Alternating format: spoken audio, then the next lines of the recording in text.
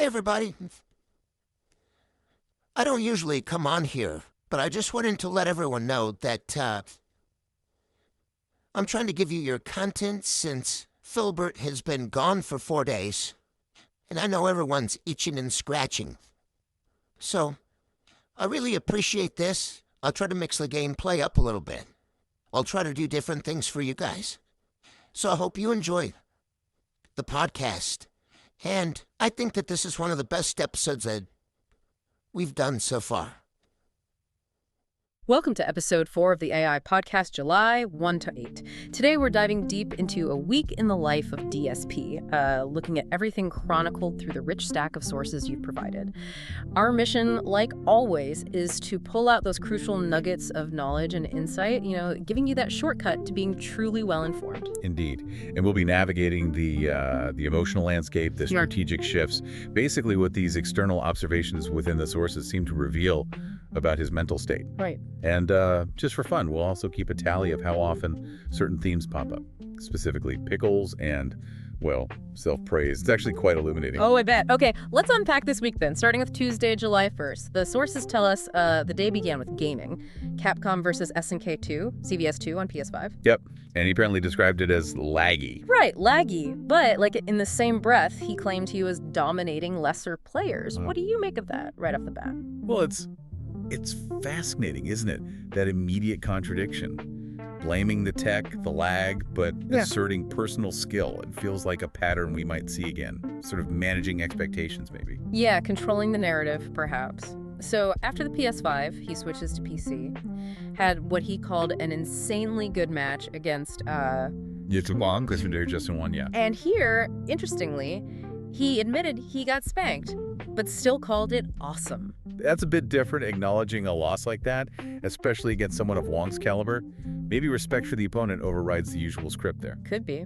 He also talked about a 20-year money match rematch against someone called Snake. Won that one, apparently, despite god-awful lag. Called it Lag Fucking City. So back to the lag narrative for the win, overcoming the odds, right? Even if the odds are, the internet connection he's describing. Yeah. It reinforces that idea of success despite the circumstances. Exactly. Okay, moving away from fighting games for a sec.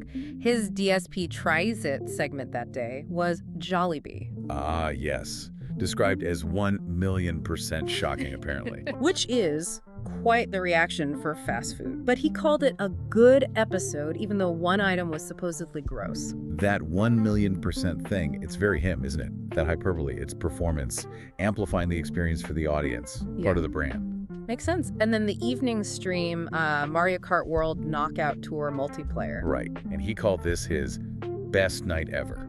Multiple top 3 placings, apparently. Yeah, but it ended sourly. He got pissed, he said, because of item spam knocking him out when he was in first place. The classic Mario Kart experience. Frustrating for anyone, I suppose. True, but then the stream itself barely hit its support goal, and that led him to feel the game was starting to die out. And that's a key insight, isn't it? The direct link between hitting that support goal, that financial target, and his perception of a game's viability. It's less about the fun, maybe, and more about the immediate return. Very transactional. Okay, so moving into the middle of the week, Wednesday, July 2nd. This is where it gets really interesting, like you said. Yeah, the podcast first. Discussions on Neil Druckmann and the Last of Us TV show, Microsoft layoffs, some standard industry chat. But also a dedicated segment where, quote, the pickles are back on the menu. Chuckles. The pickles. We knew they'd show up. It's almost a running gag, isn't it? Yeah. But giving it its own segment, it really highlights how central these little recurring bits are to his content. It anchors the channel in a weird way. It's definitely a unique brand element. All right, daytime stream on Wednesday, Death Stranding 2. Ah, yes. And this was framed as make or break because viewership had been low before. Exactly. But surprisingly, the sources say enough people showed up engaged and supported. They hit the goal. So the game lives on, despite him calling it a busy work gameplay day. Right. Again, the support dictates the content, not necessarily the inherent joy of the gameplay for him. Precisely. It's all about those metrics. Then the evening stream was Taxi Life Simulator. He'd called it chill before, like truck sim. Yeah, but this time it didn't last long. Was it 20, 25 minutes? Something like that. Viewers were apparently bored to tears, and the key reason, it was attention demanding, so he couldn't interact with the chat. So the interaction is paramount. Even more than the gameplay, perhaps. If the game stops him from talking to the audience. It's a non-starter. He only made like $7 on it before pulling the plug. Wow. But then, importantly, he listened to the feedback, switched to Chill with Phil, basically a Q&A, ran for over an hour. And how did that do? Raised $100. There you go. That tells you everything, doesn't it? The audience wants him, the interaction, the Q&A, maybe more than specific games sometimes. Seems that way. It also hints at maybe what some sources call his unwillingness to step outside his comfort zone if that zone is constant interaction. That's a fair point. Okay. So Thursday, July 3rd, what happened then? Continued frustrations with GTA 4 mods. He mentioned a weird, blurry filter despite, other things looking good like lighting and shaders. Technical issues again? Yeah, and he expressed needing someone with technical know-how to fix it. Which is interesting given how much he praises his setup later. It shows a reliance maybe on others for the tricky stuff. Content creation isn't just playing games, right? Yeah. Especially with mods. Definitely not. That evening, back to CVS2. And how did that go? Absolute domination, according to him. Great gameplay. Only lost twice all night, and one of those was due to, guess what? Lag abuse. You got it, lag abuse. But he celebrated leveling up, hitting goals, and confirmed the next DSP tries it would be. Let me guess. Pickles. The Gorillos Pickles menu, specifically, slated for the next one. Of course. It's like clockwork. Support goals met, pickle content incoming. That transactional loop again, plain as day. And the self-affirmation, the absolute domination, despite the 2 losses. It's all part of maintaining that image. Right. Which brings us to the big one for the week, July 4th, the Indivestance Day Marathon. Ah, yes, the symbolism there. Freedom from having to wear silly vests, crazy hats. Positioning it as a move toward support based on quality of my content. It's a rebranding attempt, isn't it? Trying to shed the gimmick image. While sort of simultaneously leveraging those exact gimmicks, yeah. Yeah. Because the marathon itself involved bringing them back. Exactly.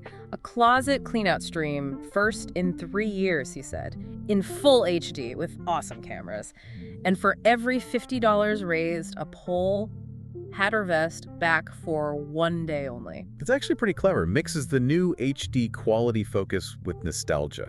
He knows his audience, knows what gets engagement. It's less freedom from and more like a controlled reintroduction, a special event. And the pickles made another appearance. Oh, yeah. Yeah, the Gorillas Pickles menu wasn't the next DSP Tries It, after all. It got ordered and tried live, impromptu, during the marathon because they hit a goal right then and there. Wow. That just underscores the immediacy, doesn't it? Goal met, content delivered, boom.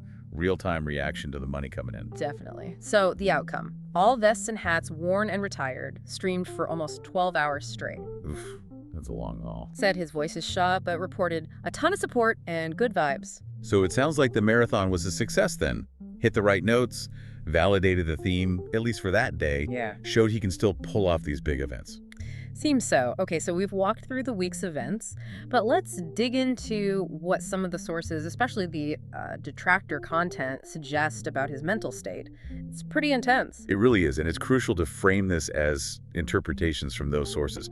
They paint a picture of someone quite miserable, under a lot of strain, even suggesting he hates his life. Some point to his eyes reflecting this.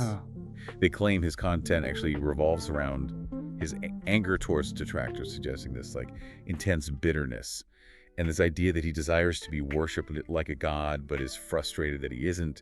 It's a very bleak portrayal. Yeah, a stark contrast to the good vibes reported after the marathon. The sources also mention him holding like a million different narratives that contradict each other. Right, like claiming he knew what was happening in past situations while also saying he was ignorant. And that tendency to externalize, blaming the game for bad things happening in Minecraft, for instance. There's something wrong with this shit, he apparently said. So never his fault, always something external. That's the pattern these sources highlight, yeah. It suggests perhaps a difficulty with taking accountability, a kind of self-protective mechanism, maybe. Makes sense.